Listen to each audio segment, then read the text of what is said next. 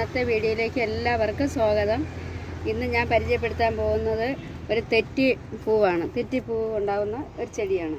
അതിന് കുറച്ച് വളം ഇട്ട് കൊടുക്കും. വളമെന്ന് പറയാൻ ഇത് ചാരമാണ് ഇട്ട് കൊടുക്കുന്നത്. കാരണം ഇതിൻ്റെ ഇലകളെല്ലാം മഞ്ഞ കളറിൽ, നല്ല പച്ചയായിരുന്നു, ഇപ്പോൾ കുറച്ച് മഞ്ഞ കളറിലോട്ട് മാറിയിരിക്കുന്നു. അപ്പോൾ അത് ഞാൻ വിചാരിച്ച് വളത്തിൻ്റെ കുറവായിരിക്കും എന്ന് വെച്ചിട്ട് കുറച്ച് ചാരം ഇട്ട് കൊടുക്കാം.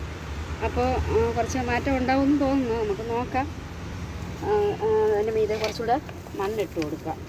ഈ തെറ്റിപ്പൂവ് സാധാരണ ഉണ്ടാകുന്നത് പറമ്പുകളിലാണ് കൂടുതലായി കാണപ്പെടുന്നത്. വീടുകളിൽ അങ്ങനെ അധികം വളർത്തി ഞാൻ കണ്ടിട്ടില്ല. ഇത് അമ്പലങ്ങളിലൊക്കെ മാല കെട്ടി കൊടുക്കുന്നതിനും പൊങ്കാലയ്ക്ക് ഉപയോഗിക്കാം. പിന്നെ നമ്മൾ വിളക്ക് വയ്ക്കുമ്പോൾ തട്ടത്തിലൊക്കെ വയ്ക്കാൻ കൊള്ളാം. ഇനി പുതിയൊരു വീഡിയോയുമായി ഞാൻ അടുത്ത ദിവസം വരാം. അതുവരേക്കും ബൈ.